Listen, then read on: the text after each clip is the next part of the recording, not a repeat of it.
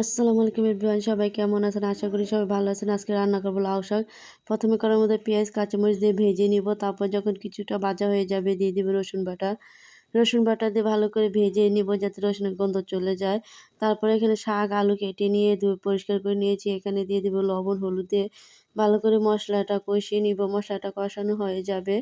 তারপর দিয়ে দিব শাকগুলা দিয়ে ভালো করে নেড়ে চেড়ে মশলার সাথে মিশিয়ে নিব। মিশানোর পরে একটি ঢাকনা দিয়ে ঢেকে দিব যাতে শাকগুলো ভালোভাবে সিদ্ধ হয়ে যায়।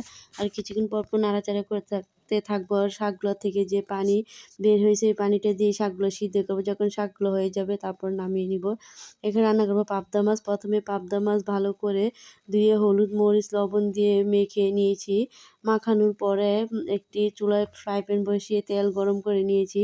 তারপরে এক এক করে মাছগুলো দিয়ে দিয়েছি। মাছগুলো দেওয়ার পর যখন এক পিঠ হয়ে যাবে উল্টে পাল্টে নিব।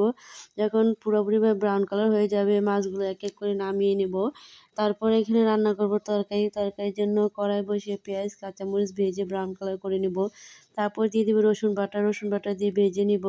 এখানে আমি সব মশলা নিয়ে নিচ্ছি হলুদ, মরিচ, ধনিয়ার গুঁড়া। তারপর যখন কষানো হয়ে যাবে রসুনটা তারপর দিয়ে দিব সব মশলা দিয়ে ভালো করে নেড়ে চেড়ে মিশিয়ে নিব মশলার সাথে। আর হালকা পানি দিব যাতে মশলাটা পুড়ে না যায়।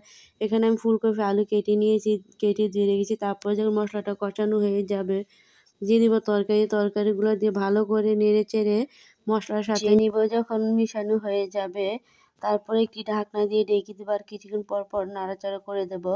যখন তরকারিটা ভালোভাবে সিদ্ধ হয়ে যাবে তারপরে দিয়ে দিতে হবে টমেটো। আগে থেকে টমেটো কেটে টমেটো দিয়ে ভালো করে নেড়ে চেড়ে কফির সাথে মিশিয়ে নিব। যখন কপিগুলোর সাথে মিশানো হয়ে যাবে নেড়ে চেড়ে দিব। নেড়ে চেড়ে দেওয়ার পরে ঢাকনা দিয়ে ঢেকে দিব আর কিছুক্ষণ পর নাড়াচাড়া করতে থাকবো। কারণ টমেটোগুলো পরে দিয়েছি এজন্য যাতে গলে না যায়। যখন ভালো করে কষানো হয়ে যাবে দিয়ে দিব পরিমাণ মতন ঝোল। ঝোলটা দিয়ে নেড়ে চেড়ে দিব।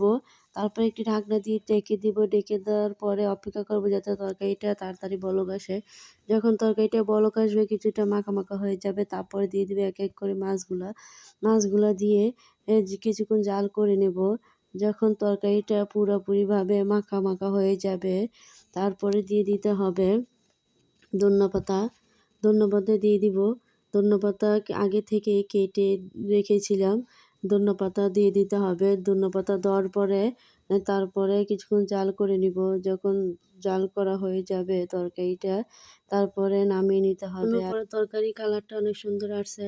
আমার কাছে ফুলকপি খেতে অনেক ভালো লাগে আমি এবং পছন্দ করি। আর আমার ছেলেরাও পছন্দ করে। আর তরকারির কালারটা কত সুন্দর লোভনীয় আসছে। সবাই ভালো থাকবেন, সুস্থ থাকবেন। আল্লাহ হাফেজ। ধন্যবাদ সবাইকে।